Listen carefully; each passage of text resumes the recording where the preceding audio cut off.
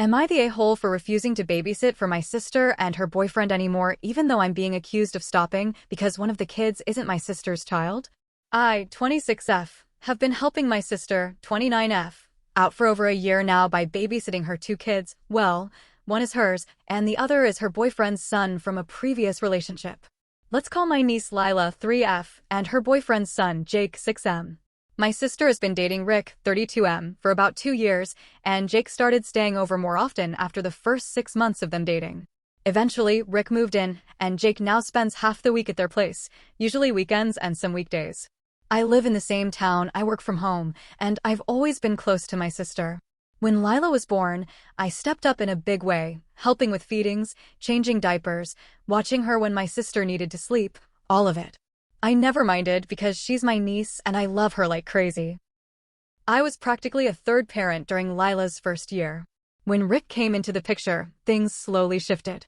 At first, he was polite and kept to himself, but I started noticing he treated me more like free childcare than family. He dropped Jake off with Lila and expect me to watch both, no asking, just a text like, "Hey, dropping Jake and Lila off at 5. Be back by 10. I let it slide at first. I figured maybe he was trying to impress my sister by being a hands-on dad. But it got worse. Soon I was being voluntold to watch Jake even when Lila wasn't around, like when she had the flu once and they still dropped Jake off with me for a full Saturday. Here's the thing, I don't dislike Jake. He's a decent kid. But I'm not emotionally connected to him like I am with Lila. I'm not his aunt. I'm not family to him, really. And Rick has never made an effort to treat me like I matter in Jake's life. No, thank yous, no offers to pay me for time or even food for Jake. Nada. The breaking point was about 3 weeks ago. My sister and Rick were going to a wedding out of town. They asked if I could watch the kids for the weekend. I said I could do Saturday overnight only, since I had work and personal stuff Friday and Sunday. They agreed, or so I thought. Come Friday night, I get a knock at the door around 9 p.m. It's Rick with both kids in tow. My sister isn't even there, apparently she left with her friends earlier that afternoon. He just dumps both kids, says we're tight on time, and leaves before I can even respond. I was furious. I had a virtual meeting that night I had to cancel. Jake had no clothes packed. Lila had a fever and needed her medicine, which wasn't sent with her. I texted my sister and got no reply until Sunday afternoon, when she casually asked, "Everything okay with the kids?" I lost it. I told her this was unacceptable and that I was done babysitting. Not just for Jake, for both of them. If they can't respect my time or communicate like adults, I'm out. Now she's accusing me of being heartless and punishing Lila for something that's not her fault. Rick is saying I'm just mad because Jake's not my real family, which, honestly, feels like projection because he's never treated me like real family either. Even my mom has chimed in saying I'm hurting Lila just to make a point. So Reddit. Am I the a-hole for stepping back from babysitting entirely, even if one of the kids is my niece? The day after I sent that message to her, telling her I was stepping back, she didn't reply. Total silence. I figured she was mad and needed to cool off, which was fine by me. I was still angry myself. But then my mom called. She started in with the whole guilt trip. You know Lila loves you so much. How could you abandon her like this? This is just temporary. Why can't you help your sister? I explained everything again. How I was being taken advantage of, how Rick had no boundaries, how I wasn't being asked, just expected to give up my time, my energy, my plans. Her response? Well, it's just what family does. You're single and don't have kids, it's not that hard. I hung up. Not proud of that, but I wasn't going to sit there and let people minimize my life like it's automatically less valuable because I don't have a husband or children. I work full-time. I have friends. I'm building my life. I deserve to have a weekend without being made to feel like the villain. A few days later, my sister finally texted. Not to apologize, but to say she was disappointed in me. She said she never thought I'd be the kind of person who plays favorites with kids and that I'm hurting Lila more than anyone. She accused me of holding Jake against her just because he's not biologically related to me. That really stung. Because I never disliked Jake. I just never signed up to raise him. There's a big difference between loving a child and being used through emotional manipulation. Rick, meanwhile, has been completely silent, but I know he saw the texts. My sister's one of those "we share everything" types with her boyfriends. Anyway, the real kicker? My mom has now volunteered me to watch Lila during the upcoming long weekend to make things easier since Rick's ex-wife will have Jake. I only found out because my aunt mentioned it in a group chat like, oh that's good, at least you'll have Lila so sister can finally get some time to herself. I lost it. Texted the group and said, actually, I won't be watching anyone. That was never agreed to. Then I called my mom and told her flat out, I am no longer babysitting. Full stop. No exceptions. If she thinks it's not that hard, she can do it herself. Now half my family thinks I'm overreacting, and the other half is weirdly quiet, probably because they also don't want to babysit and don't want to be next on the hook. A few friends have told me I did the right thing, but I still feel guilty. Not about Jake, if I'm being totally honest, but about Lila. I do miss her. And I hate the thought that she might think I just disappeared. But I also think maybe that's how my sister wants me to feel, to guilt me back into babysitting. To be honest, it's working. But I don't want to give in, because I feel like if I cave even once, they'll just keep pushing. So Reddit, still am I the a-hole? Or does holding my boundary make me reasonable? After the group chat incident, my sister went full cold shoulder. She unfollowed me on social media, which is hilarious because we live 15 minutes apart and hasn't spoken to me directly since.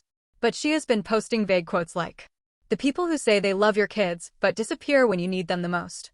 And, family isn't always blood, but sometimes blood doesn't mean anything either. Yeah, real subtle.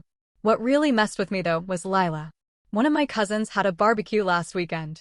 Family was invited, and my sister decided to show up with Lila, no Rick, just the two of them. I debated not going, but figured I wouldn't let the drama ruin my relationship with the rest of the family. Lila saw me across the yard and screamed my name. She came running over, full sprint, arms outstretched. I picked her up, and she wrapped her arms around my neck so tight. She was smiling and chattering away like nothing had changed. I wanted to cry. She asked if I was coming to play with her tomorrow. I said, not tomorrow, sweetheart, but maybe another day. She just said, okay, and ran off to play. No tantrum. Just trusting me. And it absolutely gutted me. My sister didn't come near me the whole day. Didn't say hi. Didn't say bye. But she definitely watched me, with this hard expression like I'd stolen something from her. That night I went home and cried. Not because I felt guilty about saying no, but because I realized how much I missed Lila outside of babysitting. She's not just my sister's kid, she's someone I helped raise for 3 years. I was there when she took her first steps. I held her when she had her first ear infection. I taught her how to say, oh, and thought it was the funniest thing in the world. But here's the twist, I realized I never had that with Jake. Not because I didn't try, but because no one let me. I wasn't invited into his life the way I was with Lila. He was dropped off, shoved into my space like a task, and then picked up hours later with no thanks. No relationship, no bonding, no inclusion. Just obligation. That difference matters. And yet, somehow, I'm still the villain for acknowledging it. Since the barbecue, my mom's been more quiet. I think seeing how Lila responded to me opened her eyes a bit. She even called me yesterday, not to apologize, but to say she was thinking about what I said and didn't realize how much pressure was being put on me. Baby steps, I guess. My sister, however, is still icing me out. And I've heard from one of her friends, who I'm still close to, that she's saying I abandoned Lila just to prove a point, and that I never accepted Jake because he wasn't our blood. Which, ouch! That's not true. I didn't reject Jake. I rejected being used. Big difference. But I guess it's easier for her to paint me as a bitter, childless villain than admit she leaned on me too hard and pushed me too far. So, did I make things worse by holding my line? Or was this distance always coming? So, after the barbecue and the cold shoulder from my sister, I really wasn't planning to reach out again. I'd already said my piece, drawn my boundary, and I figured she'd come around eventually, or she wouldn't. Either way, I was done chasing. But then something happened I didn't expect. Rick called me. I almost didn't answer, but curiosity got the better of me. He sounded tired. Not angry, not accusatory. Just drained. He asked if we could talk in person. I was reluctant, but I agreed and we met for coffee. I picked a public place in case it got weird. And he surprised me. He actually apologized. Not dramatically, not perfectly, but genuinely. He said he hadn't realized how much was being dumped on me until I stopped showing up. That he thought because I never complained, it meant I was fine with it. He admitted that expecting me to watch Jake and Lila without notice or appreciation was wrong. I asked him straight up, do you really think I stopped helping because Jake isn't blood? He paused and then said honestly, at first, yeah. But now, I think I just didn't want to admit we burned you out. That was a turning point. I told him I have no problem with Jake, I just never got the chance to know him. And I'm not obligated to parent someone else's child just because I'm nearby and don't have my own. He nodded. Then he said he'd try to talk to my sister, which I didn't expect him to take on. 3 days later, she showed up at my door. No warning, just knocked. She looked exhausted. She didn't apologize right away. That's not really her style, but she said, "Rick told me what you said. And I think you're right." I took advantage. I didn't mean to, but I did. We talked for almost 2 hours. She cried a little. So did I. She admitted that she was overwhelmed and that having me around made things feel easier, so she stopped seeing it as a favor and started seeing it as normal. She said she wasn't proud of how she'd handled things. And then she said something that really hit me. "I think I leaned on you like a second parent, but forgot you never signed up to be one."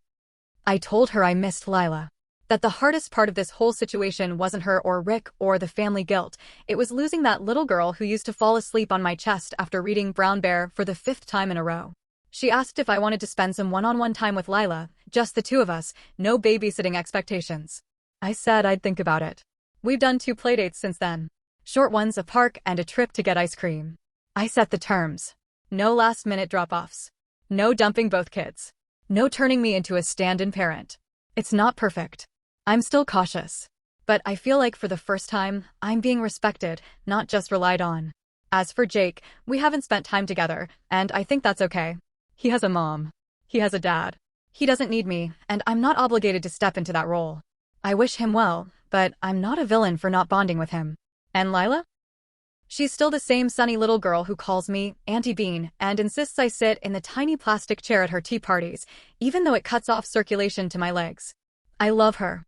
And now I can be in her life again on my terms. Final verdict? Was I the asshole? I don't think so. I think I was just a tired, overwhelmed human who finally realized that being family shouldn't mean sacrificing your peace for someone else's convenience. If this story kept you hooked, give it a like, share your thoughts below, and subscribe for more.